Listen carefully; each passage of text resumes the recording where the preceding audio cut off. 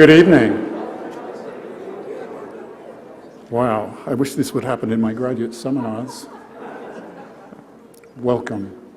My name is Paul Sproul. I am a professor and head of RISD's Department of Teaching and Learning in Art and Design, a department that actually throughout RISD's history has played a key role in the institution's commitment to public engagement.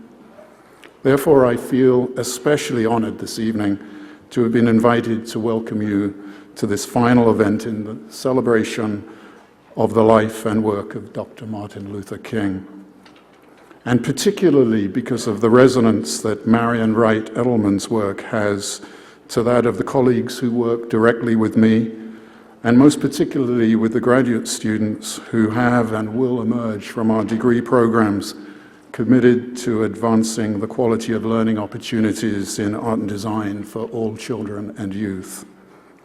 I have to say, I don't know whether you heard the cellist play, but I was struck, as I'm sure you must have been as well, by the extraordinary beauty of that music that we've been enjoying.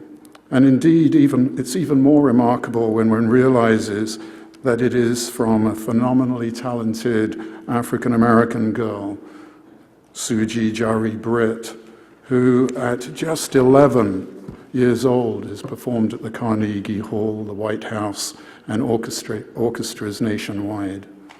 Her music was very carefully selected for this evening, in part to further underscore the incredible potential of our youth when rich and meaningful investments are made. I would be remiss at this point in not acknowledging the extraordinary efforts of the MLK Planning Committee, working under the considered leadership of Tony Johnson, Director of RISD's Office of Intercultural Student Engagement.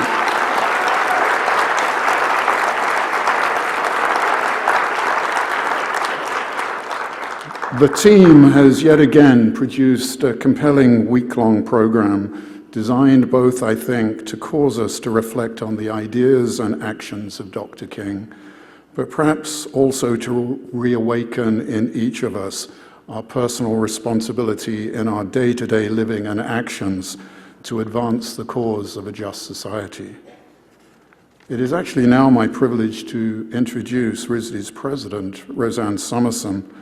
As I'm sure you're all aware, at the end of the fall semester, Roseanne was invited by the RISD trustees on the resignation of President Mader to lead the college as its interim president. The trustees' invitation, I believe, was testament to their, indeed the community's overwhelming belief that Roseanne possessed the institutional knowledge, skills, and dispositions to lead this creative community and to advance the core goals of its 5-year strategic plan with a particular emphasis on critical making critical. President Summerson is uniquely qualified to lead RISD at this time, as her vision and actions are informed by a truly deep involvement in this very special place. As a student, as a department head, and as provost, and now as its president. And I think all would agree that while we're a community very definitely at a moment of transition, the college is far from static, and most certainly will not be under President Summerson's leadership. So with that, I'd like to introduce President Summerson.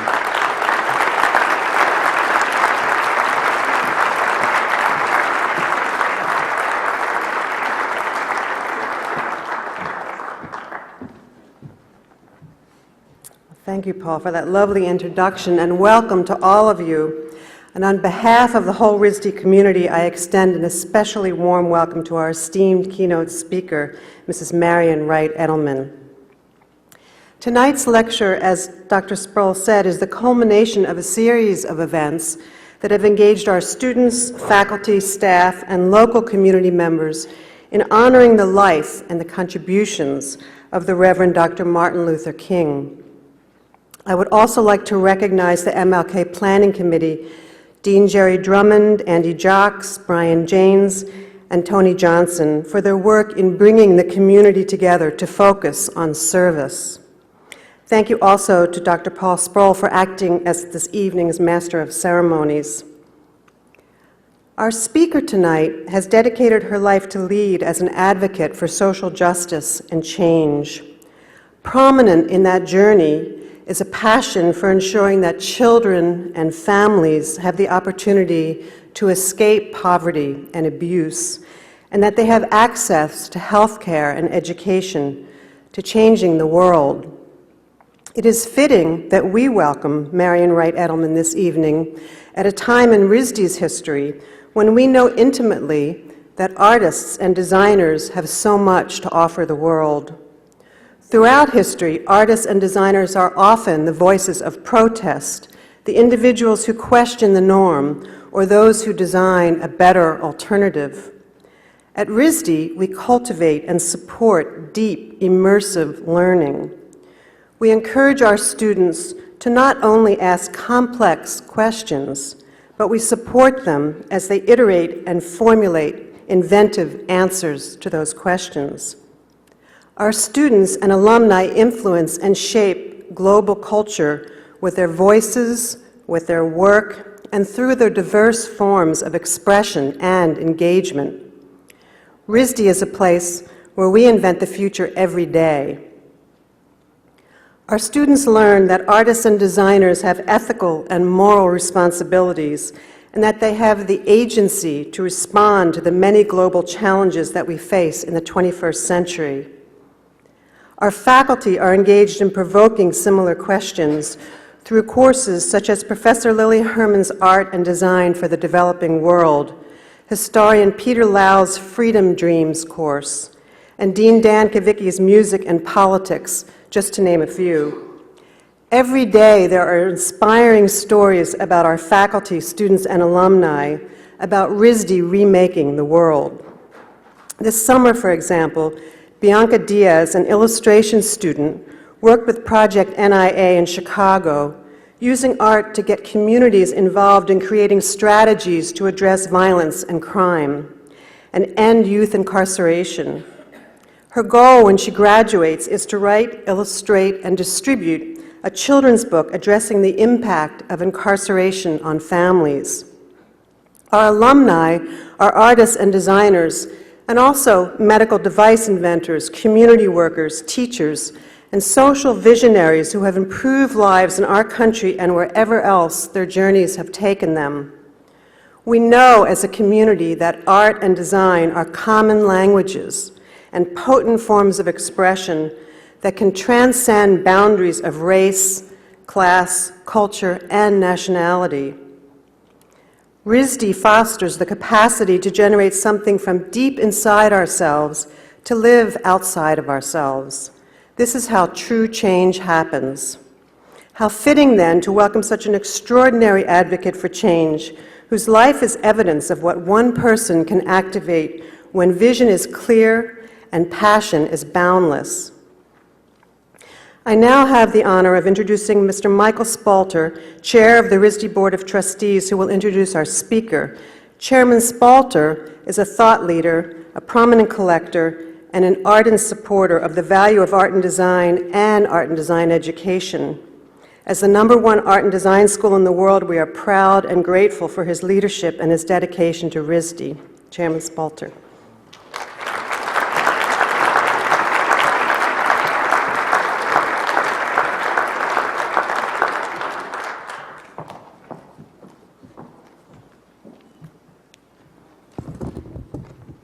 Thank you, President Somerson.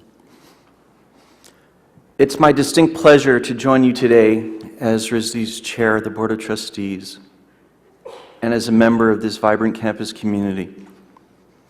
Indeed, it's a genuine honor to take part in this event, which marks the culmination of a week devoted to the celebration, service, learning, and inspiration, and acknowledgement of the life and contributions of the Reverend Dr. Martin Luther King, Jr.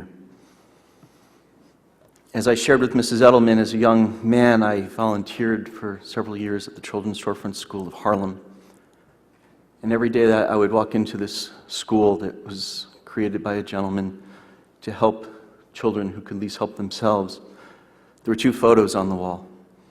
One of Dr. King, and it read, "Who is my brother, he who weeps?"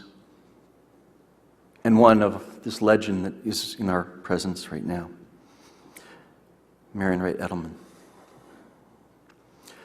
Many people, both past and present, have contributed to the occasion for which we are gathered together today, and we owe them a great debt of thanks and gratitude. Today, first let us express our gratitude to the MLK selection and planning committees for their work in bringing Mrs. Marian Wright Edelman as this year's Reverend Dr. Martin Luther King Jr.'s Keynote Lecture to our campus. When selecting a speaker, the committee has two primary goals. First, to provide a platform in the RISD community to hear from living legends who have contributed greatly to our society in ways that have advanced the collective dream of Martin Luther King Jr., and to provide an opportunity to acknowledge and honor those persons in a way that only artists and creatives can. This year, the committee identified Mrs. Edelman as the clear choice, as the person who exemplified these goals, and RISD extended an invitation to her. Thank goodness she's here. However, a moment of serendipity further underscored that Mrs. Edelman was the right person to address our campus, our community, and speak to Dr. King's dream in action. As I am told, just a month after the committee chose Mrs. Edelman, Mr. Tony Johnson, Demetrius's father. Demetrius, will you stand up? Come on, stand up. Give a wave to everyone.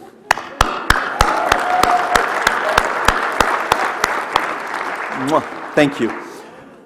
Tony Johnson was invited to represent RISD at a planning meeting for Sankofa, which was hosted by none other than Mr. Harley Belafonte, our 2013 lecturer and honoree. Tony was seated at an adjoining table with Mrs. Edelman, who spoke poignantly and passionately about eradicating America's cradle-to-prison pipeline. Shortly thereafter, Tony extended an invitation to Mrs. Edelman on behalf of the Martin Luther King Committee and the RISD community. Tony, will you stand up just for a second? Come on.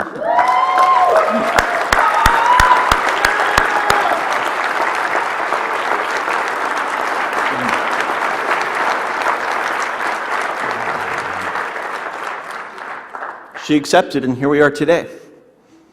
We're grateful to the committee for its work and also for the moment of serendipity that brought Mrs. Edelman together with RISD and the Sankofa meeting. We also owe a great deal of gratitude for Mrs. Edelman for choosing to visit RISD. Our institution is honored, an institution that represents art and designers around the world, that someone who has been honored by the best, and I don't like this word, but it's in here, and most elite, would also choose to visit and address our community. Though Mrs. Edelman's reputation precedes her, I'd like to highlight a few biographical points as introduction. Marian Wright Edelman, founder and president of the Children's Defense Fund, has been an advocate for disadvantaged Americans for her entire professional life.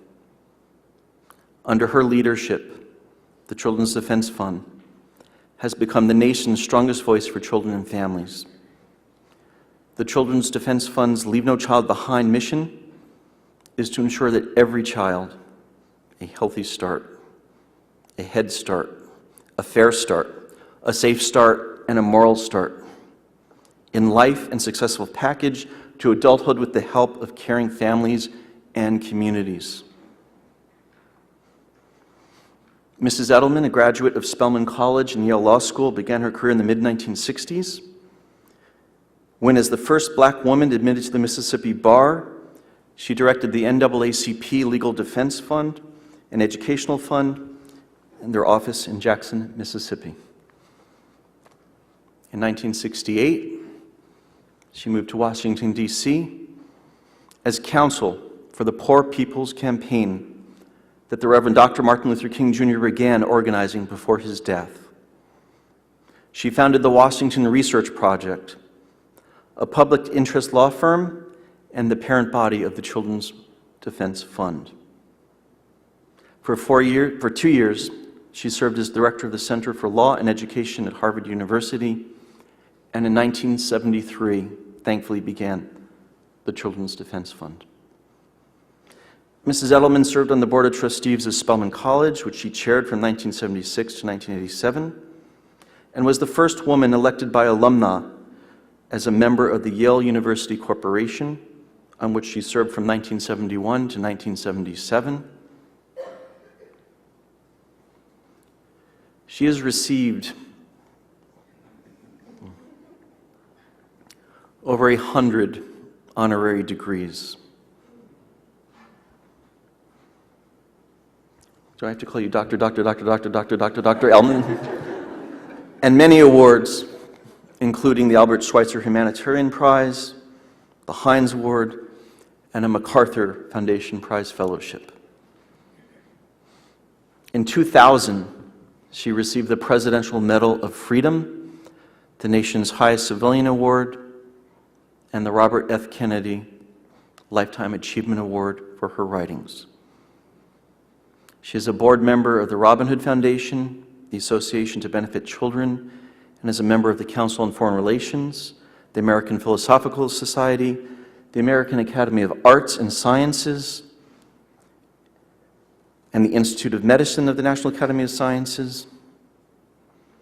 Marian Wright Edelman is married to Peter Edelman, a professor at Georgetown Law School. They have 3 sons, 2 granddaughters, and 2 grandsons. Ladies and gentlemen, the legend, the one and only Marian Wright Edelman. Thank you.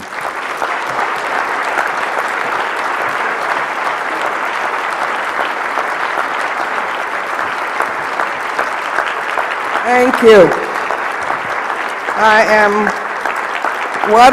Thank you. What a breath of fresh air it is to come to Providence and to come to you tonight and to have people who love beauty and creating and to be out of Washington. And so thank you for this invitation. I thank you, your chair, for that gracious introduction. You're a wonderful president. And I want to say what a gift getting to know Tony has been. And I went back to my hotel room today, and there are all these beautiful things in my room. So I'm going to come back every week, Tony. But it's terrific. And I want to just introduce you to Elizabeth Burke-Bryan, who is the head of Rhode Island Kids Count. She's one of the best child advocates in the country, and I want you to be involved with what she does. I've always felt like I was the luckiest person in the world to have been born who I was when I was, with the intersection of great events and great mentors and role models, and to never have lacked for a purpose in life. My daddy used to teach us, who was the Baptist minister, to follow the need. He said God runs a full employment economy, and that if you just follow the need, you'll never lack for something worthwhile to do. And I tried to follow that advice. The only time I have gotten into trouble is when I forgot to do that. But God does run a full employment economy. And if you want to look around you and see where the need is, you will never lack for something worthwhile. And so I was very glad to have been born a poor black kid with great community parents and great parents and great role models. And when I went off to Spelman, there was Dr. Mays, who preached every Sunday in Morehouse Chapel and came into Spelman's Chapel. I used to hate compulsory chapel at Spelman, but we used to have it every morning. And we'd have it on Wednesday afternoon and on Sunday afternoon, and I used to protest. But when I became chair of the board, the first thing I did was to reestablish compulsory chapel so that we could begin to be connected with our past. And I just remembered what an important role the music and the spirituals played, the great speakers that I remember, far more than any of my regular academic courses. And growing up, I studied music. My mother was the church organist and the church organizer.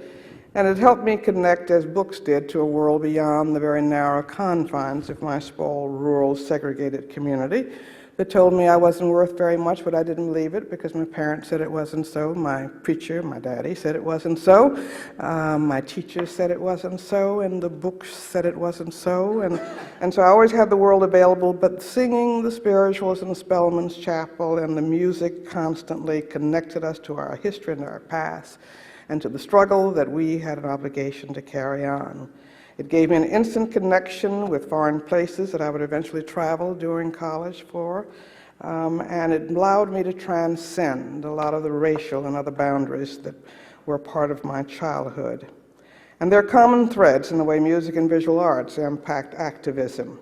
Music played a key role for all of us during the Civil Rights Movement. We would have these horrible days of violence in Mississippi, but we'd all gather back in the evenings to laugh about and talk about the terrors of the day and to sing together in the mass meetings in churches during the Civil Rights Movement days of the 60s. And earlier were a way in which we sang our hope, we sang our fears, we sang our aspirations, and so music sustained us and inspired us to keep at it over many, many years.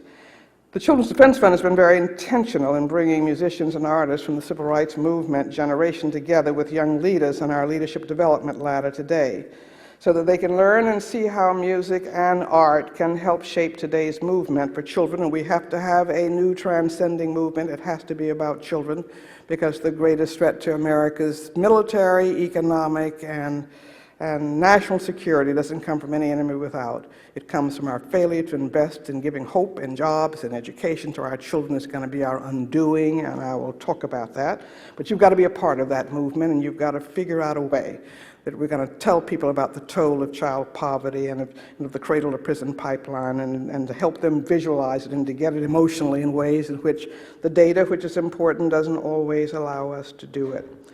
Our most important work, I think, is down at Alex Haley's farm, which we bought about 22, 23 years ago, because you need music and you need a place that's a safe haven to gather in the citizenship schools in the 50s and in the 60s, and Highlander Folk School, where Pete Seeger was a part of, was a part of building that. Mrs. Parks had been to Highlander, Dr. King had been to Highlander, Eleanor Roosevelt had been to Highlander, and it was considered that communist school, but people need a place to gather.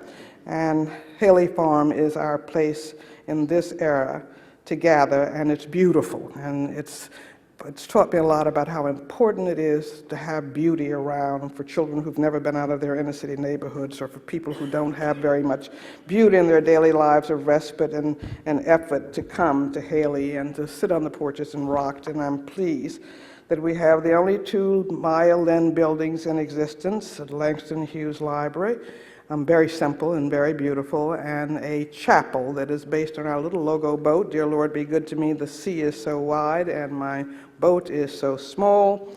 I didn't know anything about having a graphic for whatever, and I watched people do these squiggly graphics, but they didn't say anything, and I ran across this child's painting in Harvard Square one day, and it was a little boat and on this big ocean. And I said, that explains what the Children's Defense Fund is trying to do. And I think there are many people who don't know what the Children's Defense Fund is, but who've seen that image of the little boat and who can relate to it. And it has been our enduring, I think, identification, and I'm very grateful we picked it. CDF held in our dedication of the Langston Hughes Library a symposium which included a round table on children's book authors and illustrators, which is another medium in where we have a special interest, because the images of black young people and the images of the black community and people of color and people who were different were often negative, and I am just basking in the beauty of the children's books we're able to choose from and the wonderful illustrations, and I'm so proud of Brian Collier. And if you have not seen his book, Martin, and he's just won another Coretta Scott King Award this week for his beautiful illustrations of Daniel Beatty's Knock Knock, which we're putting on our Freedom Schools, which I'll talk about, list of readings. But the books are beautiful these days, and the young people from rural and inner city areas who see these beautiful books and who say they give us hope, and they're about our lives, and it's very, very important. And when I look back at the visuals, I looked at my desk and I said, how am I going to talk about what they want me to talk about tonight? And I'm really going to talk about Dr. King, and then you're going to figure out how you're going to help us take this next phase of movement building, and how you can use the great gifts that many of you have had for getting people to kind of get it and to move their hearts, because we have to move hearts and spirits if we're going to build a transcending movement, which is what the role of music was. And I looked at my Jacob Lawrences in my house and the portrayal of Harriet Tubman moving forward when I looked at my Ben Shorn and We Shall Overcome, when I looked at the images of hangings that portrayed the freeing of the Hebrew people and the role of the ship of the midwives and others on my wall, and they kind of keep me fueled when I think back at what role the visual images played in moving us forward on childhood hunger for years in Mississippi as babies with bloated bellies were around. Couldn't get anybody to pay attention to it. We did the data, we would hold hearings, we would talk to people, but it was only when CBS Report came down at Robert Kennedy's behest and did a report on childhood hunger in America and showed the bloated bellies, but went out on Indian reservations and showed the kwashiorkor that was there in 1967, and which went to San Antonio and showed a mother dying on camera, a malnourished mother dying on, a baby dying from a malnourished mother on camera, that we began to move forward. It was the images, and we've got to figure out today how we're going to get it about childhood poverty, and the youngest among us are the poorest among us, and it's a disgrace and will undo us. And so as I talk about some of the issues that we're related to on a daily basis, I hope you will begin to figure out how you can use all of your gifts and talents to help us get the country to get it. It's so hard to get out a message. I look back in great gratitude when we had 3 networks, all of whom were able to show the Birmingham savagery of young children and the fire hoses and the police dogs attacking people, and Bull Connor and his cruelty, which could mobilize a nation. Very hard to get people to see the complexities of change that we need for children with all of the narrowcasting and so many. And social media has its great advantages but disadvantages, but how are we going to be able to deal with the complexity of what children face and the fact that they don't come in pieces, and the relationship between good health care and good nutrition and good schooling and early childhood. But we've got to figure it out in this new context, how we're going to get our message across. And we've been very blessed over the last 3 decades to have an advertising agency that has contributed their talents pro bono to us, Fallon Worldwide, and trying to show what the cost of teenage pregnancy has been, what the cost of gun violence has been, and these images are crucially important in moving the movement building process along, which is very, very hard. And we all know the Chinese saying that one picture is worth 10,000 words. But it was only, we know how much money we put into advertising, but somehow we're going to have to figure out how we're going to have to get the country to get it about children in this new era, so that we can move to a different stage and save our nation's future and save our nation's soul. And I'm so grateful for Henry Hampton and his Eyes on the Prize, because the gift, and Stanley and others are telling many of these stories now, but trying to preserve that history so that we can hopefully not repeat that history and learn from it is crucially important. I was very grateful to come and see the exhibit over in your cafeteria and library today, because we need fresh pictures on children in the cradle to prison pipeline, and to show the toll of jailing of young people. And if we don't break up that cradle to prison pipeline, which is becoming the new American apartheid, which afflicts 1 in 3 black boys born in 2001 is going to go to prison in his lifetime, 1 in 6 Latino boys is going to go to prison in their lifetime, and it's going to undo the last 50 years of social economic progress unless we see it and dismantle it and replace it with a pipeline to college and to work and to hopefulness in this nation. So that I hope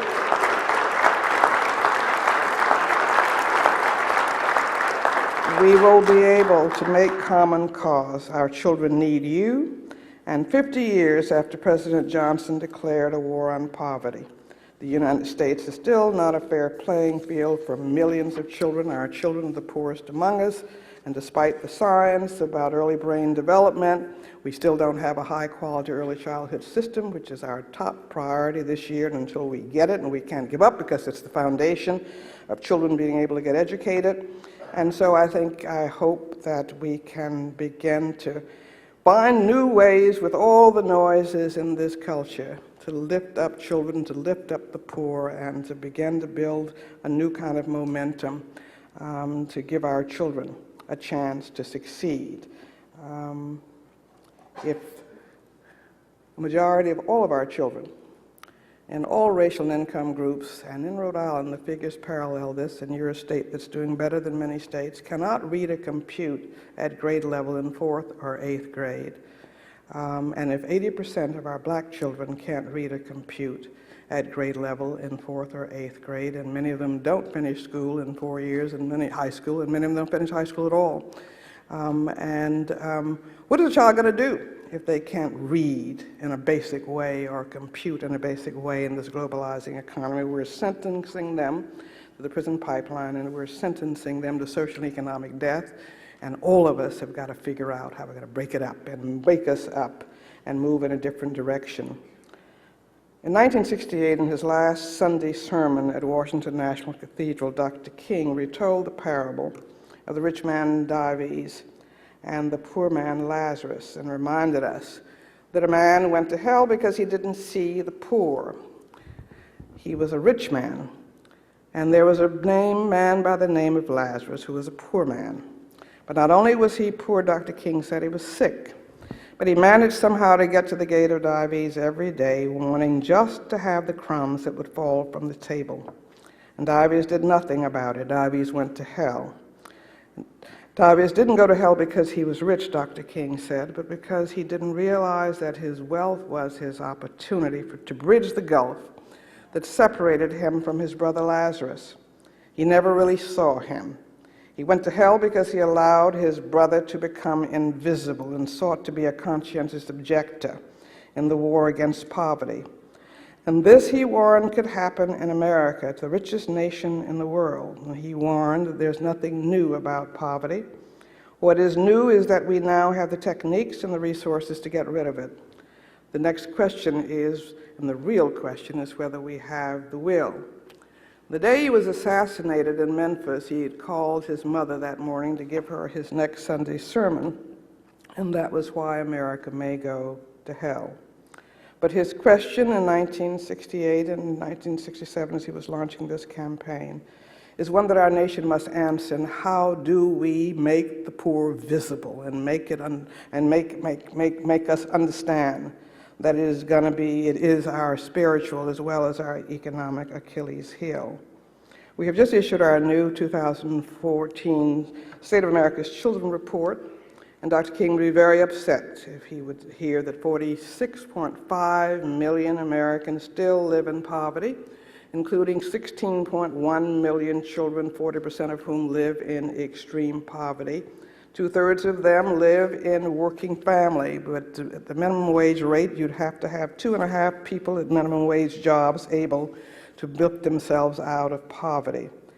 And most of the poor live in working families. Every year that we choose to let over 16 million children live in poverty cost our nation over $500 million in foregone productivity. And although I keep saying morally, God did not make 2 classes of children, and the United States shouldn't act as if we have 2 classes of children, we should also do it because it is the cost-effective thing to do, and it's that prisons are a whole lot more expensive than preschool, and that ignorance costs a whole lot more than intelligence, and it's going to be our undoing, and we need to make us get it. The day after Dr. King was shot, I went out into the riot-torn Washington, D.C. neighborhood streets and schools scorched by flames to talk to children. I went to tell them not to loot and not to get arrested and not to ruin their futures. And a young black boy, about 12 or 13, looked me squarely in the eye and said, "Lady, what future? I ain't got no future. I ain't got nothing to lose. And I've spent the last 45 years and will spend the rest of my life trying to prove that boy's truth wrong in our militarily powerful and economically rich but spiritually poor nation." We celebrated our 40th anniversary as the Children's Defense Fund last year, and I thought I would be out of business by now, and we're working harder than we've ever done, and we've got a lot to show about it. There are millions of kids who were special needs children who now can get a right to education. There are millions who've gotten a Head Start, even though we've got a long way to go. There are millions who've gotten adoptive families. and who are getting more of a head start. I love my Head Start to Harvard, Harvard to Head Start to Harvard stories, but we've still got such a long way to go. And we all know about the income inequality and the wealth inequality that's reached obscene levels and levels that are going to move our country backwards. And I had no idea how hard it would be to get this country to see it, but that boy saw the plain truth, and we have got to get that boy's truth out, and we've got to get it out visually and in every other way that we can. But too many Americans would rather celebrate than hear and follow Dr. King. Many have enshrined Dr. King, the dreamer, but ignored Dr. King, the disturber of all unjust peace. His friend, our mutual friend, Vince Harding says, many celebrate Dr. King, the orator, but ignore his words and warnings about the need for reordering the misguided values and priorities he believed will be the seeds of America's downfall. Many remember Dr. King, the vocal opponent of violence, but we don't like and remember the Dr. King who called for massive, nonviolent civil disobedience to challenge the stockpiling of weapons of death and the wars they fuel, and the excessive materialism of the greedy which deprive the needy of the basic necessities of life too often. Too many of us like to trivialize or sanitize Dr. King's words and would much rather build a monument, name a street or a school after him than to build the new nation and world he called for. In his last years, he was very depressed, and I only knew him from my senior year in college at Spelman in 1960 to his death 8 years later. But in the last years, he was pretty depressed. And I don't know if Mr. B told you the story last year of how Dr. King at one party in New York said that he really thought that we had integrated, he would do the same thing all over again, that we were integrating into a dying house or to a burning house. And people were quite shocked. And they, he said that it was being destroyed by excessive materialism and militarism and poverty and racism. And when he was asked what should we all be doing, he says, we've all got to become firemen and raise the siren and raise the alarm. And we all have to use the gifts that we have to figure out how we're going to do that in many ways. And so much of what he saw was so prescient. And we have got to confront those trends today, which are moving away from progress and into so much being housed in the name of national security and others. But look at what we're spending on a military budget, which is more than all the next 10 countries put together and the largest spenders. And look at what is being spent, to help those who need it least, and look at what is happening with the growth in poverty with our children over the last years. Many like to freeze Dr. King and his eloquent dream of 1963, but ignore the nightmare and struggles that followed: the deaths of the 4 young girls in the Birmingham church, the deaths of the 3 young people and others during Mississippi's Freedom Summer, whose 50th anniversary we're going to be celebrating this year. And it had enormous sacrifice, and many of us know about those 3 deaths, but when one looked at the miracle of what happened with sharecroppers and others finding their power and their voice and sacrificing all to gain the vote and to open up that closed society, going to Atlantic City and hearing Mrs. Amos' eloquence and looking at the Mississippi Freedom Democratic Party's challenge to the Democratic Jim Crow Democratic Party in Mississippi. But then, while it seemed like a temporary loss, those things set into motion a transformation of the National Democratic Party over the next years, and that has resulted in all the black elected officials and even a black president in the White House. So again, what people did with so few resources, but courage and the determination that their children are going to have a better life, I think are examples that I hope we can renew in ourselves as we look at the Mississippi Freedom Summer anew in this year. The horrible violations of human rights, his human rights by the FBI, we often forget. The growing violence in southern and northern cities, and the Vietnam War, which stole the hopes and lives of our own poor here at home and in that poor country. But I loved him because of his greatness, which lay in his willingness to struggle to hear and to see the truth, to not give in to fear, uncertainty, and despair, to continue to grow, and to never lose hope despite every discouragement from his government and even his closest friends and advisors. He opened his heart to the cries of the bitter urban youth he did not know and moved to Chicago for a spell to be present to him. I went on the Mississippi, Montgomery, the Meredith March with him, and I watched his stricken face as he would listen evening after evening as we stopped to rest, to the Snake Kids, and particularly to Stokely Carmichael and Willie Ricks, who were terribly bitter and who thought we really needed to move toward black power. But he constantly listened, would often say, is it that bad, or isn't there another way of beginning to do it? And he absolutely realized when the riots broke out across the country, he opened his eyes to the cries of the bitter urban youth he did not know and moved to Chicago for a spell to be present to them, always saying that the riots were the language of the unheard and unseen. And he resisted those who sought to compartmentalize and segregate his concern for social justice and peace. Amidst huge criticism for his opposition to the Vietnam War by whites and blacks alike, he correctly asserted that nothing in the commandments he believed in set any national boundaries around the neighbors he was called to love. Black people told him to be quiet lest he anger the Johnson White House, who had done so much on civil rights. White people told him to be quiet because he was not an expert on foreign policy, as if we are to be compartmentalized and not care about the wars abroad that were hurting the poor in that country and our own children who were being sent disproportionately to fight in that war. And he was deserted, and he spoke not only for an end to the war despite his friends leaving, but for a fair distribution of our country's vast resources between the rich and the poor. Why was he pushing the nation to do more in the tale of the greatest civil rights victories and strides ever made, many ask, and challenging a president who had declared a war on poverty? Because he saw that our nation's ills went far deeper and that fundamental structural changes had to be made. And I would know if he were alive today, he would be calling for another Poor People's Campaign in the largest economy on earth and would be decrying the fact that children are our poorest America.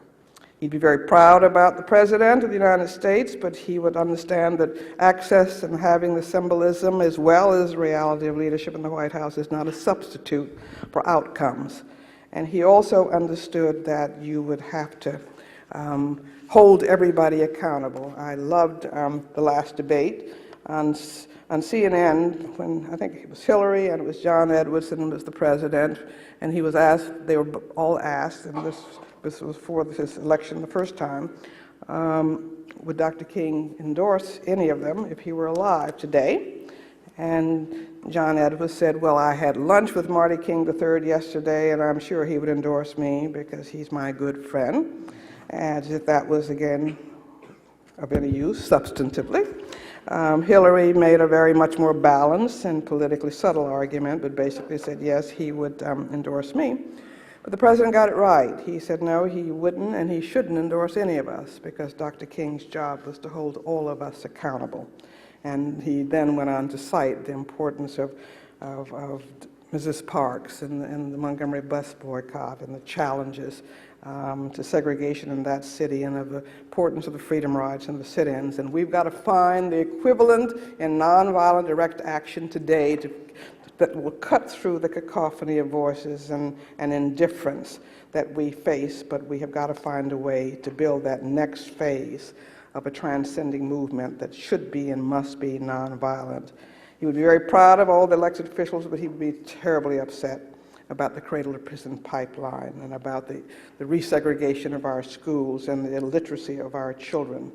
And he would be absolutely appalled by the relentless gun violence on American soil that has taken the lives of 166,500 children and teens since 1963, 3 times more than the number of U.S. soldiers killed in action in wars abroad, all of our wars abroad, in Vietnam and Afghanistan and in Iraq.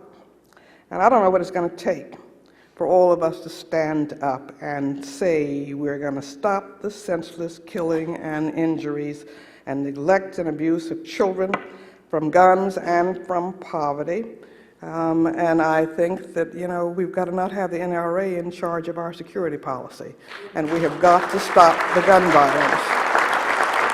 More Americans have killed each other or themselves in the last 50 years from gun violence than we have lost in all the American battle casualties and wars in our history. It's time to confront our culture of violence and to be able to stop and stop the NRA, but we've got to speak up. And again, we've got to figure out a way to protect children and to protect all of us, and none of us is safe.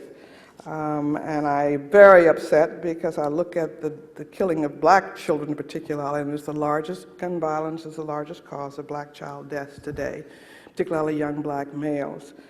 And we have lost 17 times more black children to gun violence over the last half century than we lost in all the recorded lynchings in American history. But we don't have an anti-lynching movement. We've got to stop the killing of children in this country if we want to stand for anything.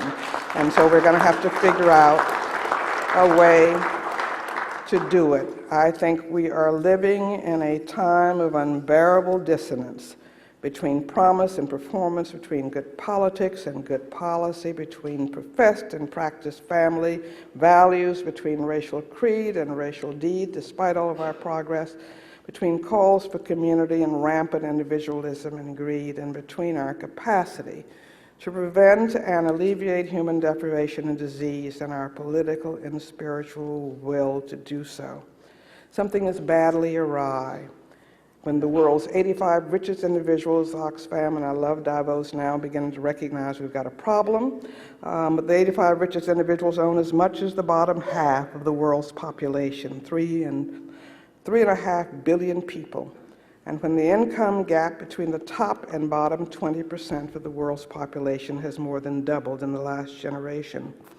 And something is awry in our own country, when the 400 highest earning taxpayers earned as much as the combined tax revenues of 20 states in 2009, and when the top 1% of earners take home more than 22% of the nation's income, and when the average CEO of a large company makes more in a day than the average worker makes in a whole year, when 1 in 5 children is poor, 1 in 9 don't have enough food, and our political leaders contend we cannot afford to spend or invest $90 billion to ensure that all children, regardless of circumstance and geography of birth, have access to quality early childhood programs. But we can afford to continue to give tax cuts to corporations that cost us $181 billion in lost revenue a year. Now, I don't begrudge anybody their first or second billion, even their fifth. If we do not have hungry children, if we do not have homeless children, if we do not have children who don't have the basic safety or ability to be prepared for school, we've got to find better balance if we're going to stay America or make America American. We've got to find the way to make us get it that our survival, both politically and spiritually, depends on our beginning to tackle the child poverty that we cannot afford, the child neglect and abuse we cannot afford, the denied health care, none of which are acts of God. There are choices, and as leaders and as citizens, and they can be different choices, but it will require all of us finding ways of speaking truth to power, as Dr. King did on behalf of the poor and of the young, and the widow and the orphan and the stranger who could not speak for themselves.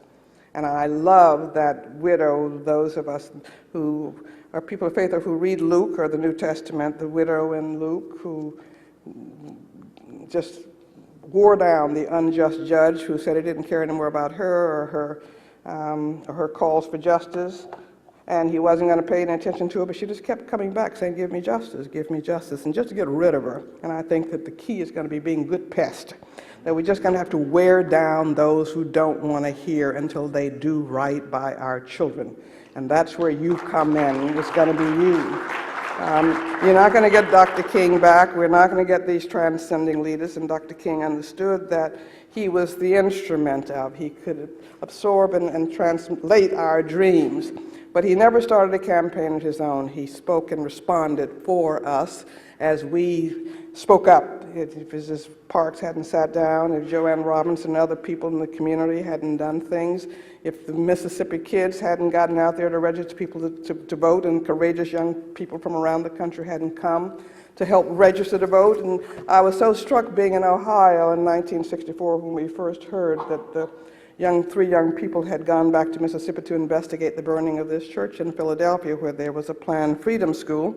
And when we heard about them being missing and the terror that came over the college, which is now the Western College for Women in Ohio, and Bob Moses and all of us, they took a break and said, let's think about it. Any of you who don't want to go to Mississippi, don't go, because it clearly is a dangerous, dangerous place. Not one young person left.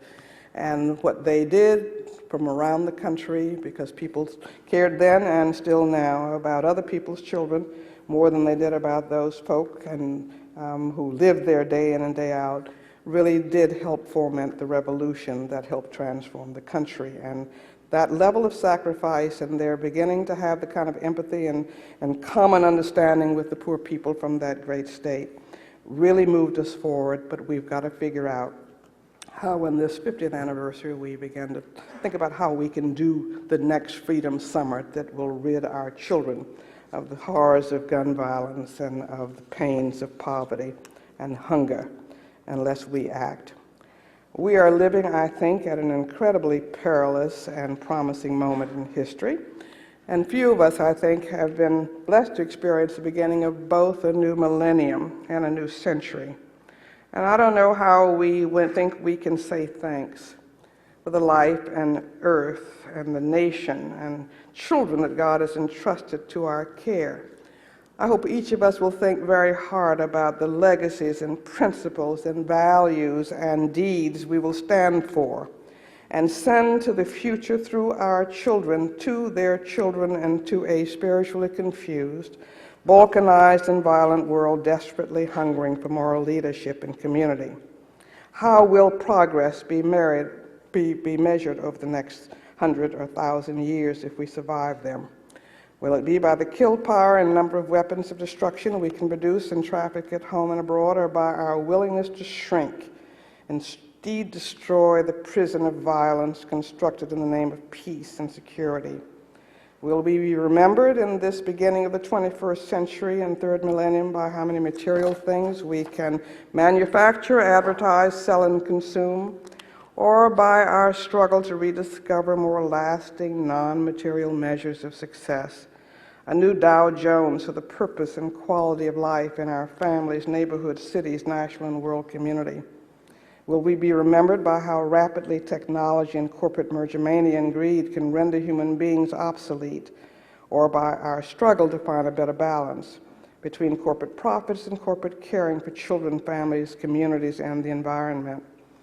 Will we be remembered by how much a few at the top can get at the expense of the many at the bottom, or by our finding a new way of caring for children and our struggle for a concept of enough for all? Will we be remembered by the glitz and style and banality of so much of our culture, and in our electronic global village and shopping arcade, or by the substance of our efforts to rekindle an ethic of caring, community, and justice in a world driven too much by money, technology, and weaponry?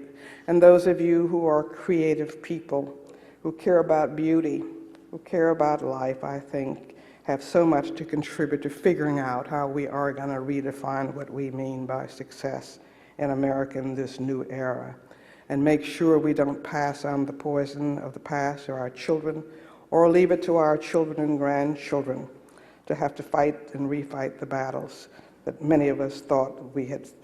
Change is our only constant, but many of the things that we thought we did not want to see us have to redo again.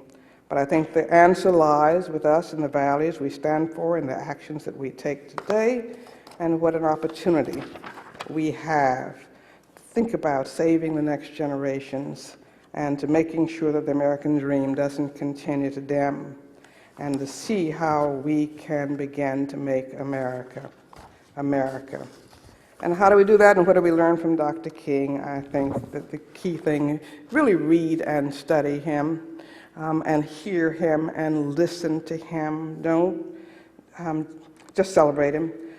Rabbi Joshua Heschel, Abraham Joshua Heschel, introduced Dr. King not very long before he was assassinated, and he said that he is a voice, a vision, and a way, Dr. King is. And I call upon every Jew to hearken to his voice, to share his vision, to follow his way.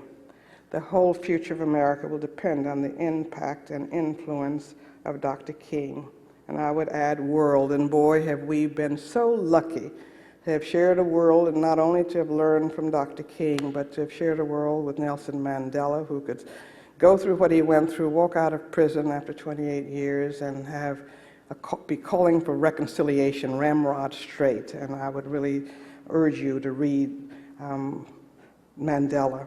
And now we've got Pope Francis to help on our side, and so I think that this is a moment of great churning and opportunity, and we've all got to weigh in and make our voices heard. But I do think that this may well be a very pregnant moment in history for building that next movement and moving us closer to being who we would like to be in America. Secondly, just recognize from Dr. King, as he did, that movements don't come from leaders, it comes from people and citizens, and he is not coming back. We're it, and we've got to get out there and begin to have our voices heard and to build ruckuses as young people and as mothers and grandmothers and men, and all of us have got to get out there, but we've got to focus in on how we're going to give the next generation a chance and hope in this country, and to create the level playing field that we really say is what America's supposed to be about. I hope you'll check out the website of the Children's Defense Fund, look at the 2014 facts about children, which are going to be our undoing, and figure out how you can play a role here in Rhode Island or wherever you are. But it is not sustainable to have our children continue to be the poorest Americans, and to be increasingly ignorant, and to be segregated all over again after all the sacrifices that were met. We got involved in the cradle to prison pipeline because my last case in Mississippi was on behalf of Miss Maybertha Carter, who was Miss Hamer's, one of her best friends in Sunflower County, Mississippi. And Mrs. Carter and her husband Matthew were sharecroppers, and their first 5 children had gone to work on their plantation, but she was determined that her last 7 children would not, and they were going to have a better life. So she came to me one day in Jackson and said, I want to sue to exercise my freedom of choice in Drew, Mississippi, and Sunflower County. And I said, yes, ma'am, Miss Carter, you know what all that entails. But she said, yes, I do, but without an education that's decent, I know my children don't have a chance, and I want to break this cycle. And so we sued, and we won, and Miss Carter put her 7 youngest children in as the only black children in the Drew Public Schools in Sunflower County. In Sunflower County, I'll just tell you, where Senator Eastland and others came from, I used to get out of there by dark. And I always thought about, my gosh, I could always leave. But the courage of these people who wanted a better life for their children was just quite extraordinary. But we won. She put them in, and she would talk about how she would look for the yellow school bus to come down, and she would pray her children to school safely, and she would pray them back home, and she taught them not to hate.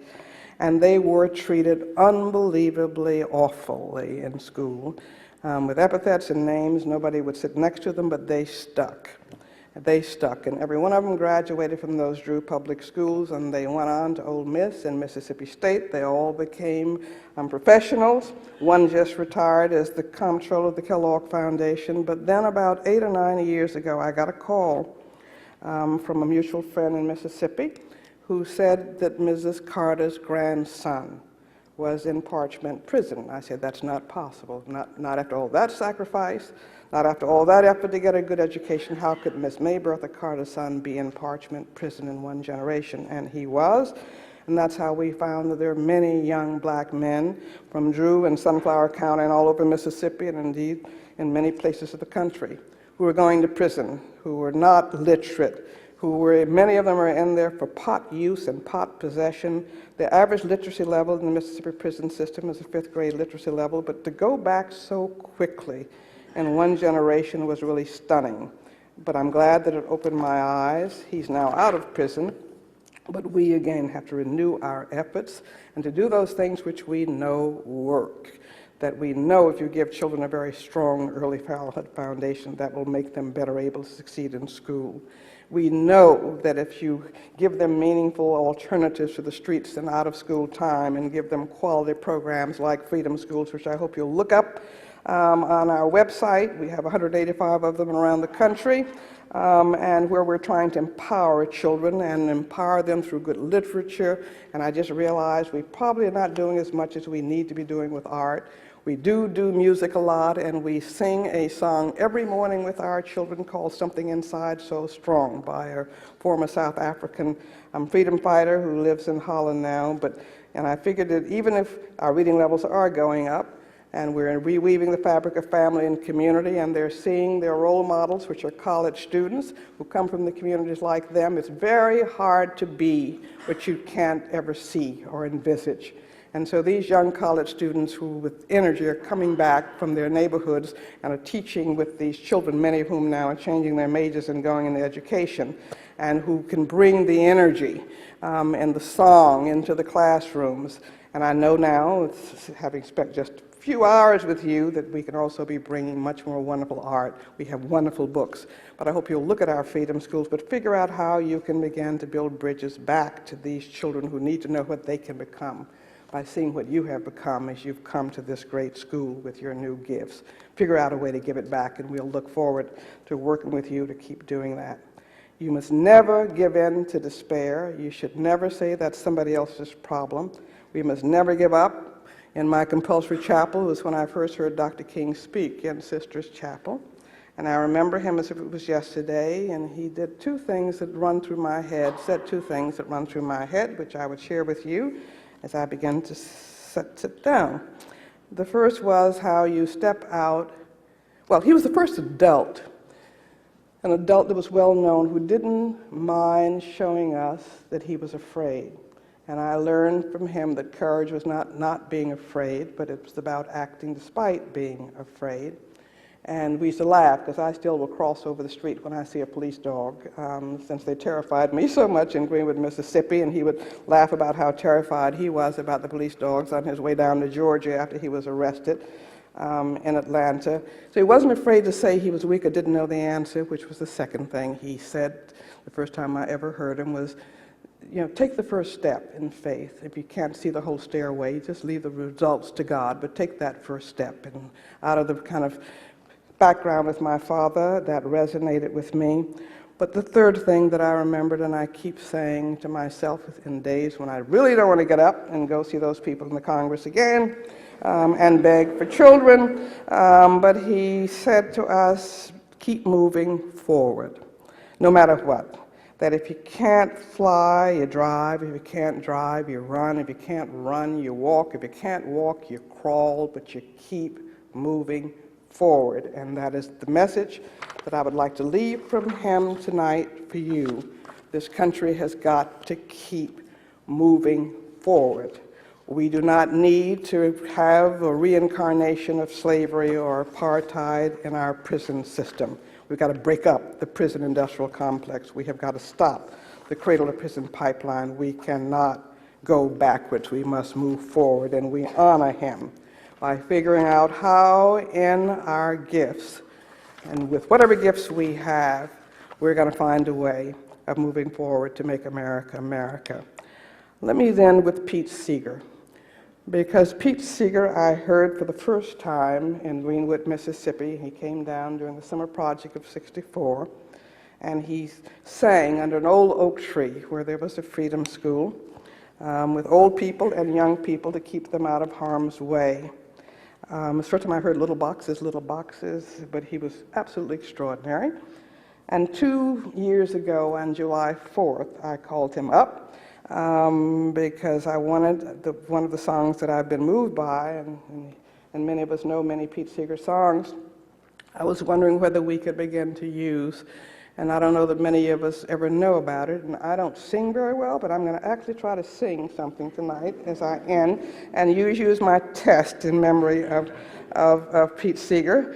And it's called One Man's Hands, but I called to ask if we could make it more gender neutral, and if I could fool around with some of the words. And he sang for a half hour over the phone in many ways, which was absolutely the best 4th of July present I could ever have had. And I think one of the things he said is maybe we should let the audience in on that great phrase of one man's hands, and you're going to hear 2 and 3, because it's as easy as 1, 2, 3. And I don't think I fully understand his math. We said 2 to the first power multiplied by 2 to the second power make 8, right? And 50 to the third power is 125,000, and 8 times 125,000 is exactly 1 million. So it's as simple as 1, 2, 3. And so he sang it, and we sang it together. And it begins, and I did change a few of the words, but I'm going to try you out. And try me out, because he believed in communal singing. And singing is very important, so let's just go. But it's just one hand. We're going to try one verse first. Just one hand can't tear the prison down. Just 2 hands can't tear the prison down. But if 2 and 2 and 50 make 1,000,000, we'll see that day come round. We'll see that day come round. And I'm going to just do a different voice, so please help me out and not mortify. I think just one hand can't tear the prison down. Just 2 hands can't tear the prison down. But if 2 and 2 and 50 make 1,000,000, we'll see that day come round. We'll see that day come round. Let's do it lower. Okay? Let's try it one more time, and then we'll add a new voice, and then if it works, it may become our new We Shall Overcome, because he fooled around with that. How do we do it lower here? Who's the musician in the house? Who? Stand up.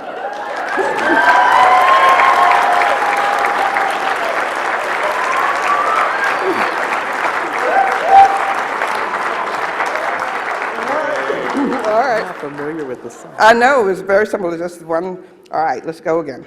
Just one hand can tear the prison down. Just 2 hands can tear the prison down. But if 2 and 2 and 50 make 1,000,000, we'll see that day come round. We'll see that day come round. Just my voice can shout to make them hear. Just your voice. Just your voice can shout to make them hear. But if 2 and 2, But if 2 and 2 and 50 make 1,000,000, we'll see that day come round. We'll see that day come round. Just one vote can't make our country just. Just 2 votes. Just 2 votes can't make our country just. But if 2 and 2, But if 2 and 2 and 50 make 1,000,000, we'll see that day come round. We'll see that day come round. We'll do one more and spare you. just my will. Can't beat the NRA. Can't beat the NRA. Just your will. Just your will. Can't beat the NRA. Can't beat the NRA. But if two and 50 make a million, we'll see that day come round. We'll see that day come round. I've got 5 more verses. We will spare you. But I would like to figure out somebody who can do the banjo, and we'll get it going. Thank you very much. It's movement time. Thank you. Thank you very much.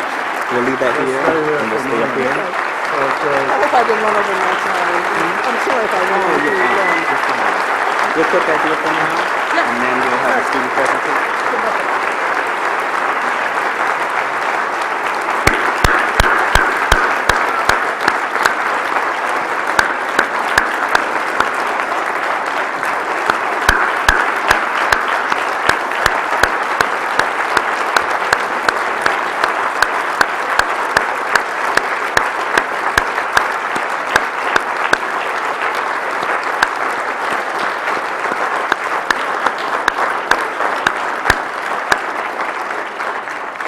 I think it would be impossible to think of January the 29th, 2014, without remembering this very special moment.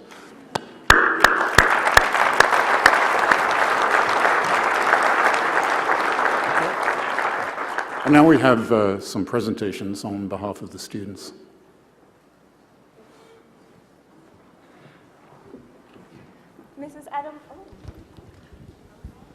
Mrs. Edelman, I'm standing here tonight as a representative of our student community. We represent over 55 countries, a host of artistic traditions, and an array of cultural backgrounds. We are honored that you have joined us as we remember the life, legacy, and charge of Dr. Martin Luther King, Jr. At this moment, we would like to present you with this RISD citation as a token of appreciation for your immeasurable commitment to children and families. You will read it. I will read the citation.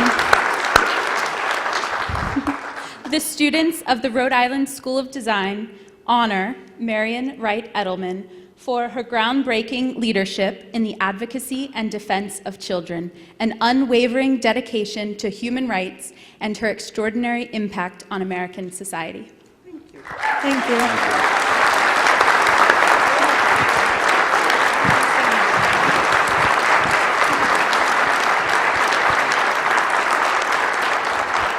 Everything that I have been given today is beautiful. And I love, and beauty means so much, and beauty means so much to the poor as well. And so I really do hope that we can work together to figure out how we can bring the gifts of your beauty to the poorest children in the poorest community, because it gives them life, it gives them hope, it gives them a sense that there's a different world to be seized. So thank you for your hospitality. Thank you. Thank you.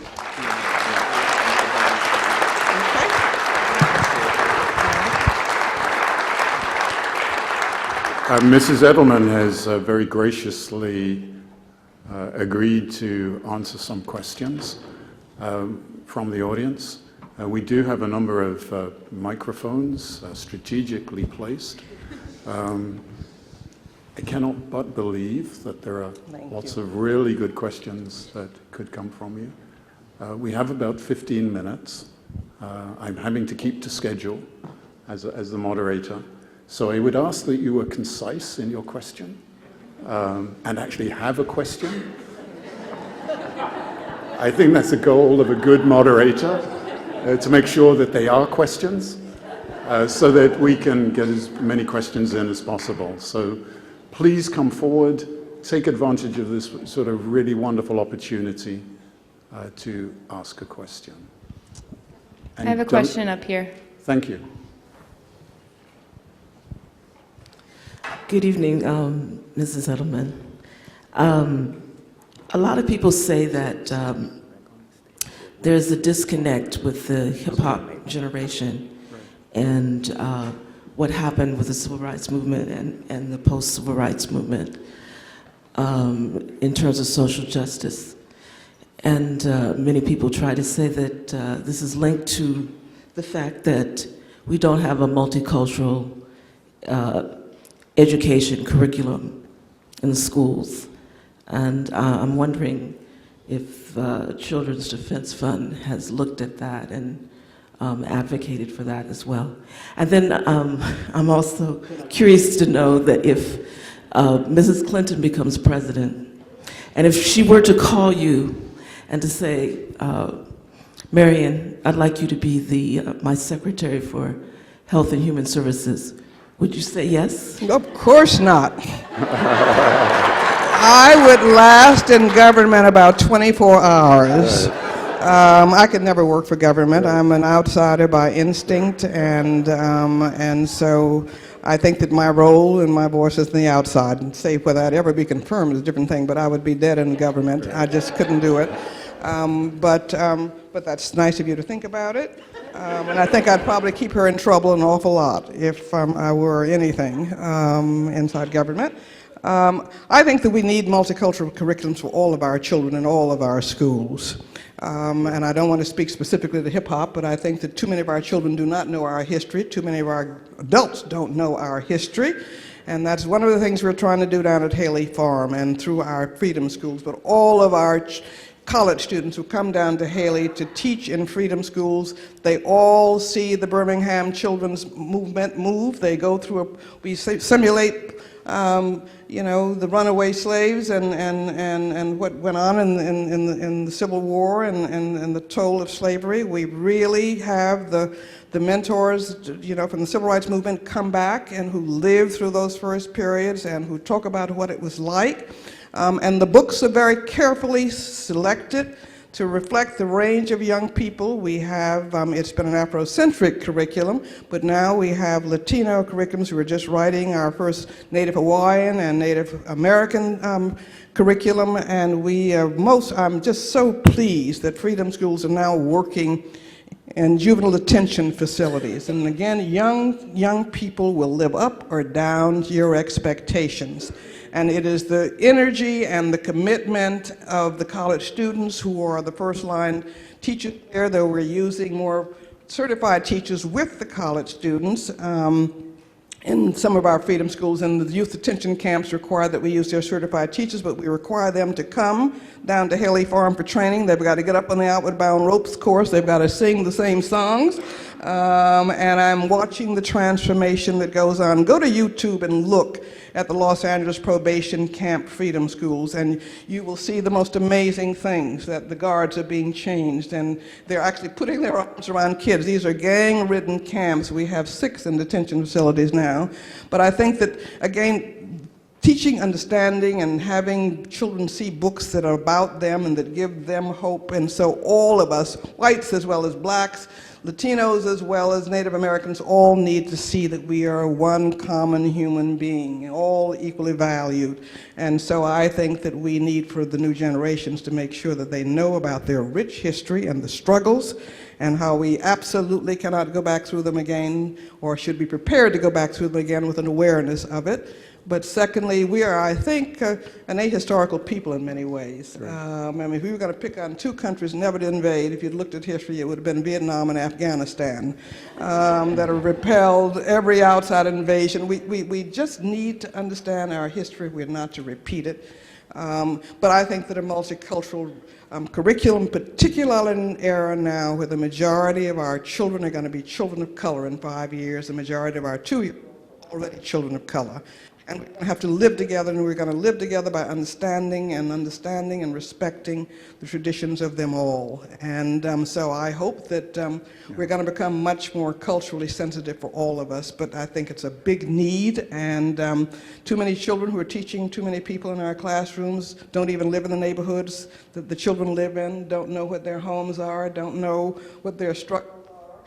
And so I think that we've got a lot of adjustment to do, which is why, again, I value the college students who come from all backgrounds, who are enmeshing themselves in the communities, and the young whites who came to Mississippi in 1964 and took their lives in their own hands, but lived with the low-income folk there. You cannot impose change and understanding from the top. You've got to do it with community building up and respecting the different cultural traditions, and look and find that you're going to learn as much as you give. And so I think we need to have cultural literacy. And at all just a levels. point, I mean, as students, you don't have to go to Mississippi. No. You can go to Central Falls, you can go to Pawtucket, and you can go to Providence and do all of the things that we've been encouraged to think about here in our neighborhood. Other Amen. questions? Yes. Amen. Thank you. Question? Hi, first I want to say thank you so much for being here and for speaking to us. It was such a great opportunity. I'm over here, sorry. Yeah. The voice is, all Yeah. right, go ahead. It's such a great opportunity to listen to you speak, and especially speaking about the preschool to prison pipeline. That's something I've been thinking a lot about, and I was wondering if you could talk a little bit about like how different facets of American culture have kind of become a police state, and especially in schools where now in like middle schools and high schools, they're giving students tickets where they have to go to court for things like truancy and things like, that naturally students would sometimes, make mistakes. So can you talk a little bit about what you think about that, or if you think about education reform in that regard? Well, zero tolerance school discipline policies. We did our first report ever as a Children's Defense Fund was on children out of school in America, and we found even back then, almost 40 years ago, that many children are being suspended from school for truancy and tardiness. And I've never understood why you put a child out of school for not coming to school, rather than finding out why they are in there. And we did our second report on school suspensions, are they helping children? And the answer was no then, the answer is no now. And in the cradle to prison pipeline, we have found that the schools are the main feeder system into the juvenile justice system and into the prison pipeline, and zero tolerance for truancy and tardiness, for nonviolent offenses. Catch-all phrases like disruption or disobedience, or for things like that. And it is the #1 issue in the minds of young people. When we did our focus groups, and we've had summits now all around the country, and this zero tolerance school discipline policy has been a huge, huge issue, and it's disproportionately impacting black males, Latino males, and young people with special needs, usually males. And so it's a major issue, and we had a breakthrough within the last month with the Department of Education, finally, because nobody wanted to touch school discipline. We always assumed kids are doing what they were doing, and the zero tolerance, which came out of some of the school shootings in places like Columbine. White kids did the shooting in mass ways, and then black kids and Latino kids did the punishment in many ways. But it's crazy to be putting children out of school for things that really require us to look at why they are out of school. And there clearly has been a hugely disproportionate impact on black and Latino males. We're doing a couple of things. One is that we're now so glad that we've got a national policy that isn't sort of now, it's not a thing that's going to have immediate sanction, but where it's laid it all out in a way that gives a clear signal to the school district that this is intolerant. They've got to think of new ways of dealing with nonviolent offenses and the racial disparities in these suspensions. Secondly, I think we've been trying to, more schools are using security guards that are handing out tickets. And we are working with unions, with SEIU and ASPE, that are organizing these security guards, most of whom are black and Latino, and we are finally beginning to get access to do training, to have them think about what it means to be handing out these tickets, or what it means to be arresting kids on school grounds. And we're talking to everybody in every community to say, what has happened to us that you can have 6-year-olds who have temper tantrums, and you have police come in and handcuff them at the ankles and at the wrist, and nobody's making an outcry. And these are usually for offenses that used to be handled in the principal's office. I think too many of us adults have lost our common sense, and the community has lost its voice. And so I think that this is an issue that is a trigger point for young people. It is a trigger point now increasingly for parents in communities. I think we're going to have a thoughtful debate on the reasons why we would put children out of school, because you can't teach them if they're not in school, and looking at what's going on. And I hope that we're going to be making progress. Lastly, we have now been working through the Atlantic Philanthropies and the American school superintendents who wouldn't talk to us 20 years ago about school discipline and zero tolerance policies. But we're now working in about a huge number of school districts to talk about suspensions and help them also get involved with enrolling children in health care. And I think that in a non-threatening way, we're trying to talk about all of our interests in keeping children in school and in beginning to talk about restorative justice and other measures of discipline that don't involve school exclusion because of its implications for the child and the juvenile justice system. But it's a hard issue, but at least we're beginning to get some thoughtful communication, but it's got to be stopped. Thank you. I think we have time just for one more question. I think we have one. Keep going on so long. One more. There's, I think need a microphone up there. Okay. Great. Yeah, the guy who's got the hand up, please. Yes, you. Hey, Mrs. Edelman. Hey. I thought you spoke a lot about some really inspirational people who did a lot for the civil rights movements, you know, like Martin Luther King and all sorts of those kinds of people. But I was curious to know what your thoughts on Malcolm X were, and you know what he did pretty much, and his kind of like path in life. I got to know, I was sitting in the auditorium at Yale Law School when Malcolm X came to speak. And Malcolm X satisfied a piece of all of us because he was smart, he was witty, he was cutting, and he also said what one part of us, the mean part in us, wanted to say about racism in America. And I had never met him, but he walked up to me and knew my name, knew everything about me, and I said, "What, good Lord." And it turned out that somebody from my little hometown had become a member of his movement, and we got to be good friends. And I would go down and eat with him in Harlem. He was always funny, he was always smart. We never agreed on a lot of things, and one of the things that we didn't agree on, though I agreed with him on some things, I didn't like women being put in different places than men. I'm not used to sitting and whatever. But I was raised by my parents to be as smart as my brothers and an equal. But he was a very smart and an important figure, and he had a brother who was the Social Services Commission in Detroit, in Michigan, that I got to know for a while. But he touched deep chords of anger, but it would allow us to be able to laugh and to let out the bitter sides of how we felt about race. But again, I'd grown up in a Baptist family. I'd grown up in a family that was about nonviolence, and while I appreciated the multiplicity of voices, and they all had a role, and it was a part of a broader debate of how we were going to confront racism in society. And I missed him. I was terribly upset when he was assassinated.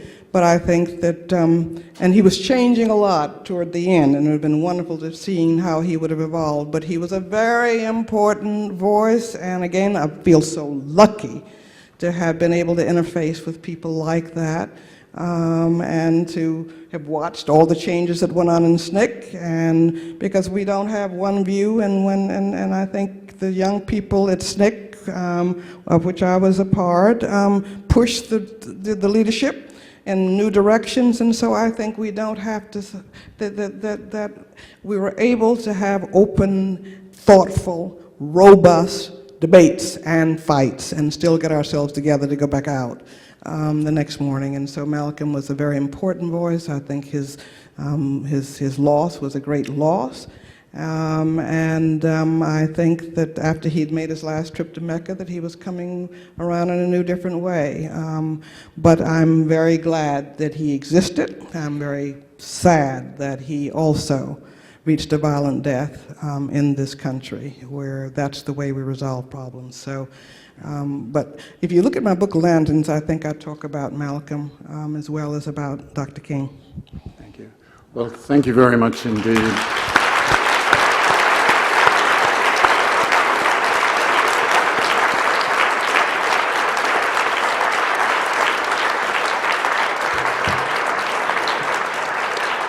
It's certainly been a true honor to have you on RISD's campus, and you've spoken so eloquently and spoken of perilous and promising times. And I think as we leave this space, perhaps we should all think about how we can contribute to the promising times. Mrs. Edelman has agreed to sign some books for us that people have already purchased, and we could line up, I think, on this side, but thank you very much. This is the formal end of the evening.